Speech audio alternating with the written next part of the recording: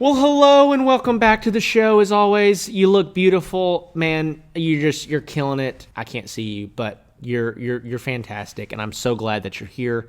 And today I want to talk to you about how to scale your woodworking business. Okay, this is very simple. It's very simple in concept. It's very difficult to do practically, but I've done it. I've helped many people do it, and I can help you do it too. So first of all, you got to have something that sells easily, okay? If you're trying to sell something that nobody wants to buy, and I've said this 100 times, it's going to be hard to scale. You got to have something that you know you can sell a lot of. So it appeals to mass market. You're able to market it to a lot of people. It is very unique, and it's hopefully has high profit margins. So we need to find a product that we can sell like wildfire that has good margins. Now, we need to learn how to market that product effectively. And you need to have some proof of concept here. If you have a product that you think people buy and you try to market it, it ain't gonna work. So you gotta have proven sales. How do you get proven sales? Well, you get in front of people. You sell to family and friends. You promote it on your personal page. You try to get those first couple orders rolling in, and you sell them for a discount. Like you sell them for less than you normally would, just to prove a concept, okay? Hopefully you understand that.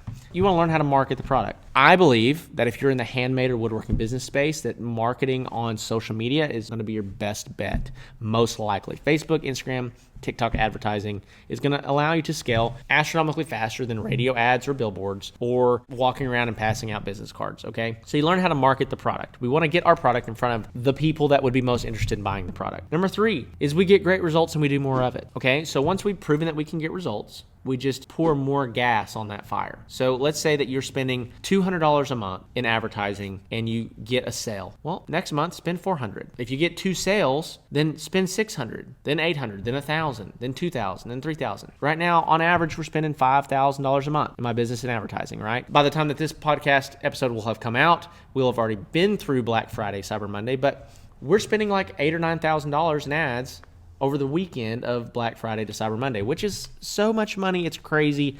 I never thought I'd ever spend that much money in 4 days. Blows my mind, but we're doing it. So you get great results from something and you just do more of it, okay? Then you have to start figuring out, okay, if I'm gonna scale this thing, I can't continue to do it all by myself. If you're doing it all by yourself, you're probably terribly inefficient. You're trying to wear 30 hats. So you've got to start filling the gaps with employees, okay? So if you are chief marketing officer and the chief financial officer, and if you are the chief salesperson, if you are the chief table maker, if you are the chief sander and the chief stainer, right? We got to change that. So we start hiring. I like to fill in from the bottom. And so let's say that here's the CEO role, here's the chief marketing officer, here's the shop manager, and here's the chief financial officer, and here are all the employees underneath them. Well, we want to start filling in the bottom and moving ourselves up into more of the manager roles, and then we continue to grow, and we hire managers, and then we move ourselves into that CEO role where you're really an overseer of the organization as it grows. There's 2 questions that I want you to ask yourself when you start thinking about scaling your business. The very first question that you should ask yourself: if somebody took over my business that knew what they were doing, what would be the very next thing that they would do that I'm currently not doing? And then the second question you need to ask yourself is this: what is my competitor that you look up to that you know is killing the game? What is my competitor doing that I'm currently not doing? What is that thing? So this is a very short, very condensed version of how to scale.